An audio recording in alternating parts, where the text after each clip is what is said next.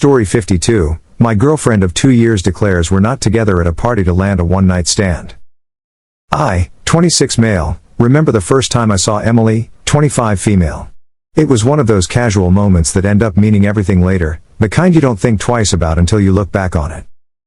I was at a coffee shop, grabbing a drink before heading to work. There she was. Standing in line, hair tucked behind one ear. She was beautiful. Something about her presence drew me in. She got her drink and smiled at me again as she walked out. I silently berated myself for not talking to her. I grabbed my drink and walked out the door to find her waiting for me. She smiled at me and introduced herself. We sat and made some small talk, and I asked her for her number. That's where it all started. From there, it was like falling for her was the most natural thing in the world. We started dating, and things moved fast. Within 6 months, we were sharing an apartment, staying up late, talking about our future, our dreams, and all the little things in between that make up life. Living together felt easy, as if we were just two halves of the same whole. I could picture us growing old together, waking up next to her every day for the rest of my life. I'd never felt more sure of anything. For 2 years, life was good. I'd even go as far as saying it was perfect. We were the couple our friends envied, always laughing, always in sync. I was all in, heart and soul. I couldn't imagine a future without her. But, like they say, nothing is ever as perfect as it seems, is it? Everything changed for me that night. I found out that Emily got what Emily wanted. One night, we went to another party with a few close friends and a few people we'd never met. It was a typical night, beers and laughter, stories shared across the room. At the night's end, we all sat outside on the back patio, chatting as a group. I'm still not sure what happened earlier in the evening, but at some point, my girlfriend made a decision that would change our lives forever. I made an offhand comment, something lighthearted about us being the perfect couple. I thought she'd smile, maybe squeeze my hand like she always did when I said something sweet. But instead, she laughed, and not in the way I was used to. It was a sharp laugh, almost awkward, and then she said, "Oh, we're not really a serious couple, right? I mean, we're just living together. It's not like we're married or anything." The words hit me like a punch to the gut. I looked at her, trying to see if she was joking or that she was drunk and didn't mean it. But the room around us carried on like nothing had changed, but there were a few confused looks from people sitting near us. My heart pounded in my chest, and I didn't know what to say. What could I say? I just stared at her, feeling my stomach churn. I sat there just looking at her. She just looked me straight in the eyes and said we'd talk about it later. I stood, held her gaze, and said, maybe not. I guess I'll see you back at the apartment. I didn't know how to process what she said, but there was no way that she didn't know we were a couple. I got up, used the bathroom, and went home. She showed up at the apartment a few hours later and asked if we could talk. I told her there was apparently no need to talk and left the apartment. By morning, I had made a decision. I couldn't stay in a relationship where I was the only one who thought we were building something real. There was no point if she didn't see us as a couple after 2 years of sharing a life. She tried to talk to me and make it up by being overly attentive. She begged me to talk to her and did the things you'd expect. I wanted nothing to do with it, so I approached her with apathy. I stopped all intimate gestures and honestly stopped planning our lives together. Of course, she noticed but took the approach of patiently trying to smother me with attention and affection. Unfortunately for her, I was already planning my exit. I don't think people really understand just how big this hit me. I loved Emily with all my heart, and she had even been telling me for over a year she loved me. How do you go from that to "it's not like we're serious"? Within a month, I packed my things and moved out of the apartment. It was like ripping off a band-aid, painful, but that cleared up quickly, and the feeling of betrayal fueled my exit. When she finally allowed herself to realize I was really leaving, she lost her mind. She cried, apologized, and said she didn't mean what she said that night at the party. "I was just drunk," she kept saying, her voice shaking. "You know I love you. You know I want to be with you." Honestly, I wanted to believe her. When I thought about the idea of taking her back, I got sick to my stomach and couldn't feel anything but anger. I couldn't shake the feeling that she was looking for something more and didn't find it. Talking about betrayal, a few days after I moved out, I heard a rumor from some of our mutual friends. They said she hadn't gone home alone the night of the party.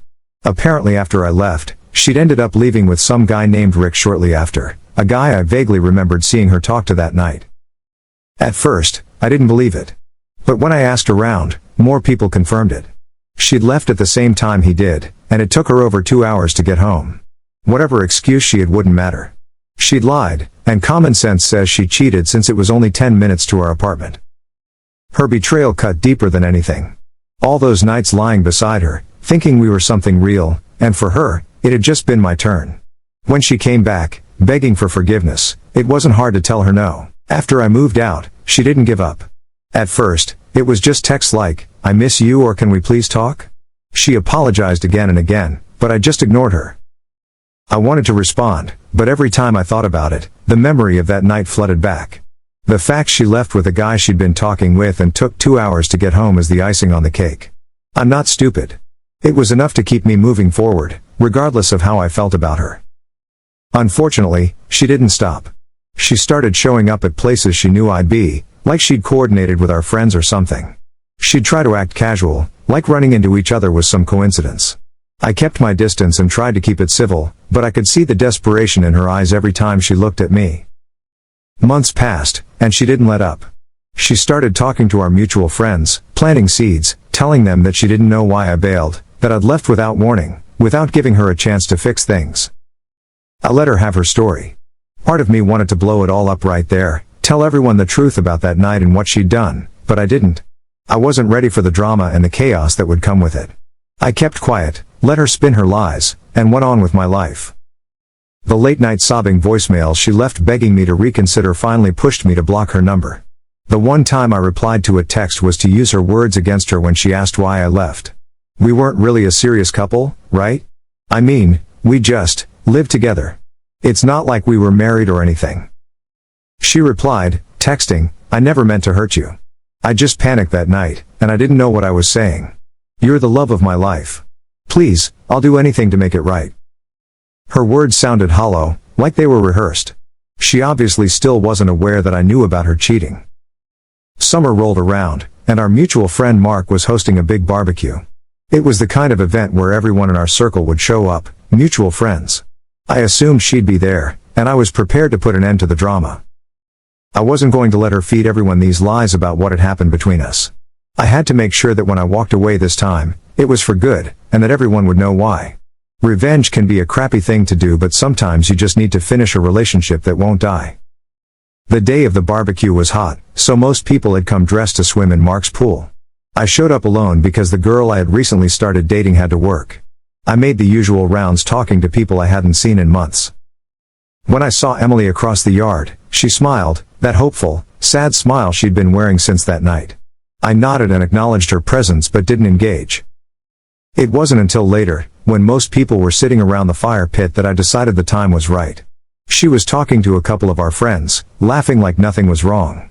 When I walked over, I could feel everyone's eyes shift toward me. She looked up, her smile fading slightly as she waited to see what I was going to say. I began talking loud enough for everyone to hear. "I've been thinking a lot about what happened between us." She straightened up, and I could see hope in her eyes. She interrupted with, "I've been thinking about it too. We should."